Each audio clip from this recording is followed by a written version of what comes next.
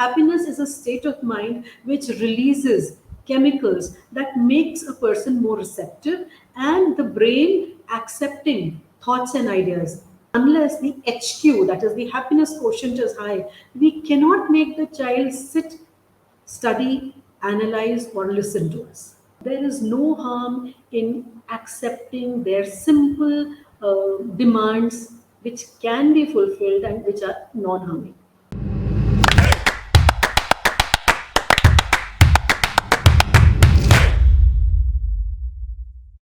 Hello and a very warm welcome to Great Principles. I'm your host Seema and I welcome you all to another insightful session. We know from our experience that happy children are healthier, learn better, and are better behaved. But to talk about happiness in education is somehow soft. Instead, we talk about emotional intelligence, self esteem, anger management. My today's guest, Mrs. Vishakha Gupta, she's principal of Beacon High School and Junior College, Pune. She proposes that we should seriously consider the happiness of our children in our institutes of education.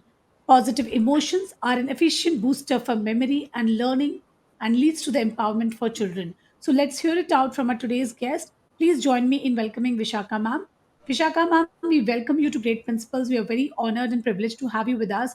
So before, we have all set to have a lot of happiness here in the room today. So let's start with ma'am, about your journey. What has been elixir that made you happy throughout and the secret of this beautiful smile? So let's hear it about you and your journey. Okay. My humble salutations to everybody who is watching us and listening to us. And it's a great honor to be on this esteemed platform. I have a wonderful host who's set the ball rolling in the terms of Seema ji. And her first question to me is about my career path. So, Seema ji, I'd like to tell you and my audience that it has been a very long and winding journey across cities, states, and it seems like a path of exploration where I was exploring and learning simultaneously.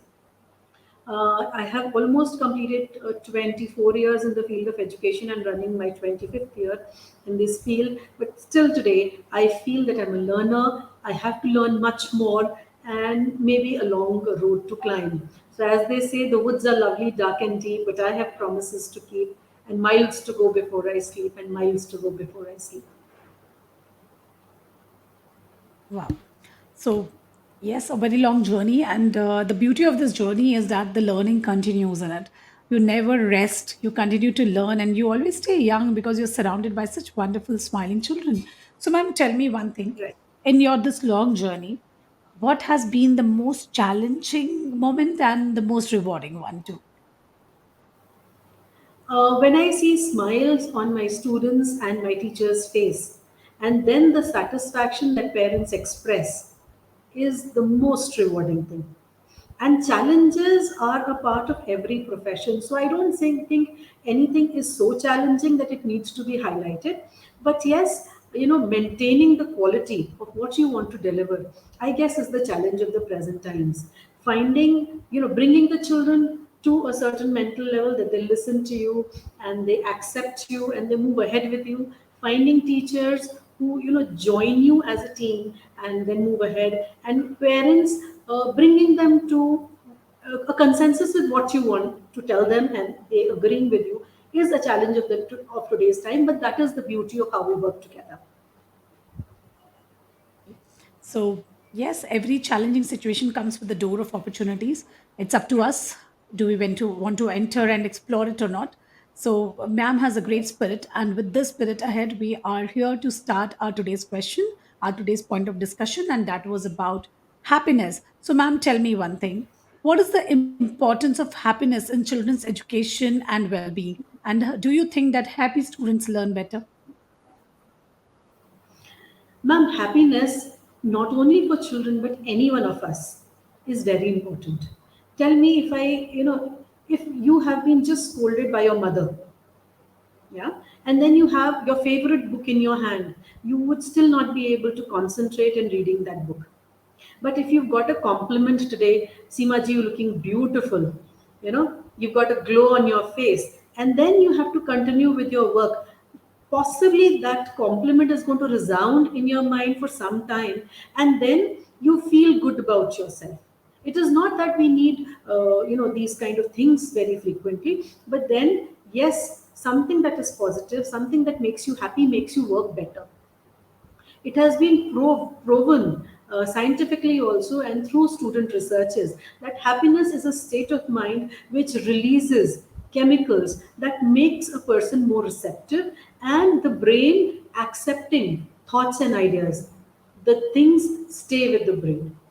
We exercise almost all the muscles of our body. For a frown, we just need two, but then to smile, we need the entire set of muscles. So we exercising our body. So we need to understand that happiness quotient is more important. What I feel, happiness quotient is more important than the EQ and the IQ also. Because unless the HQ, that is the happiness quotient, is high, we cannot make the child sit, study, analyze, or listen to us. So happiness is that key. You make the children do a little activity in class here and there. You say, okay, everybody get up, let's clap twice, one, two, and then okay, now let's clap five times, one, two, three, four, five. Children are happy in that itself. But then when they sit after that and they study, they are more focused. And all these are research proven things that I'm talking about. Research says that happy students are better learners. So, what is the goal of educationists or education? Education or educationists want our students to have receptive minds, things, data that stays with them. If we make our children happy, and then I am not talking about making compromises in the class. There are small activities that we can have in the class that make the children happy, they enjoy, they laugh. I have seen some teachers who say, no laughing in my class. Everybody is to sit quietly, put their heads down, look at the book and study. Do you think real study happens there? No. When children are actually engrossed, you make them dramatize, you make them act, you make them sing, you make them create. There'll be noise in the class. They'll be happy, they'll be buzzing.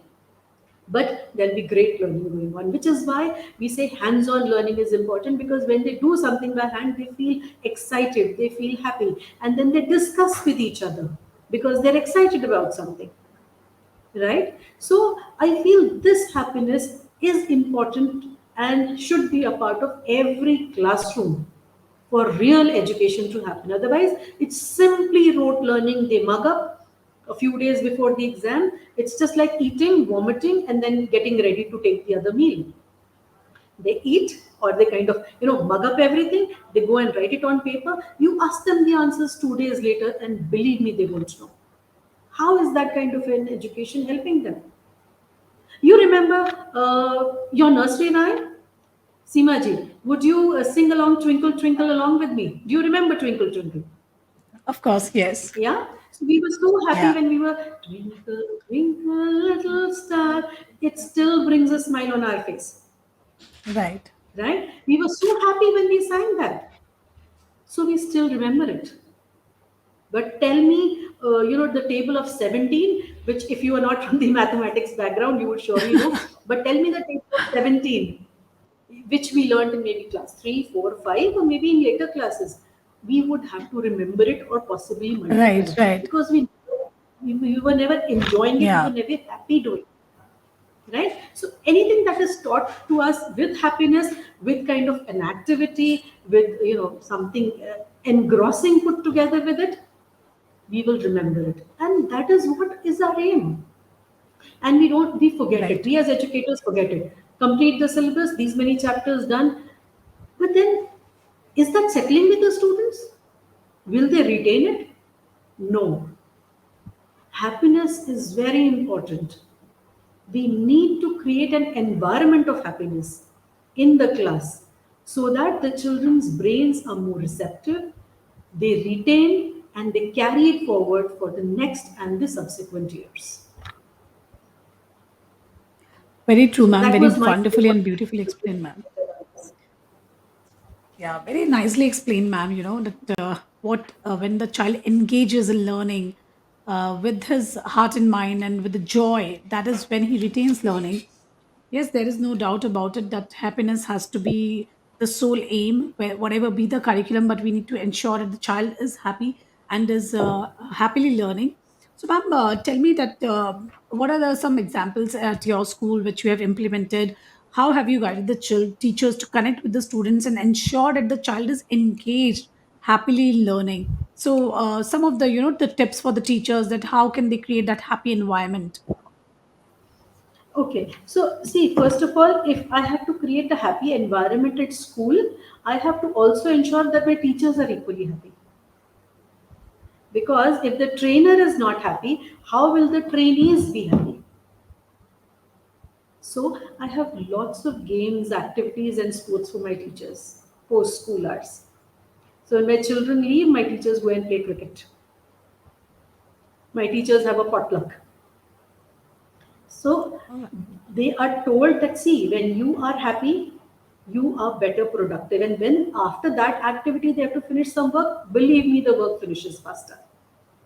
So the similar thing is taught to them. That see, when you were happy, you were able to give a better output. Similarly, when children are happy, they give better output. So we have a lot of class activities. We have lots of things that children do in class. They make projects, they do coloring, they do cutting and pasting. We celebrate all events. If you look at our annual planner, it is full of activities which are integrated with the learning part. So it could be a simple diya decoration competition. Then the children use those wax candles and they light their diyas and they decorate their own class. And then there's a class decoration competition for Diwali. So there is an ownership. My class needs to look Right. beautiful. See, I need to develop that ownership in the children. When they are having an exchange program with students abroad, then too, they own it. My school program, I have to perform the best. My speech should be the best. So then, when we make them happy and when we give them that ownership, then children respond better. So we say it's your school. Okay, now you decide how you want to interact. The moment I give them that it's your school, not mine. I'm just your principal. It's your school. So let's work for your school. The moment that ownership comes, things take a better route, right? Even for the team, for the children, at times children come and say, when for Janmashtami, we gave them a free hand. Let's all dance garba. We had a garba session. All my children were dancing. So I was watching them. They said, "Ma'am, we want you to dance with us." I said, "Fine, come, I'll dance with you." And they were elated. I was just there out with them for 5 minutes. But those 5 minutes, they felt our principal heard us out. So there is no harm in accepting their simple demands which can be fulfilled and which are non-harming. Because if then it's a mutual connect. You tell them, I Right. heard you, now you have to hear me out. I accepted, now you have to accept. And then it becomes mutual. Yes, ma'am heard us out. One fine day there was a class who came to me and said, "Ma'am, we're tired studying, give us a PE period." I said, "Fine, but then you will not ask me for a PE period for the next 15 days." Agreed, ma'am. Believe me, ma'am, they did not come for the next 15 days. Until today, more than 15 days have passed, they have not come and requested for a PE period. But that day, when they were in lesser mood of studying, they got what they wanted. And so I told them, "See, now your exams are approaching, you need to study hard." "Yes, ma'am, we will." And today, that class was without a teacher for 5 minutes. There was music playing because Children's Day was being celebrated. We just checked. The children were studying themselves, they were solving sums themselves.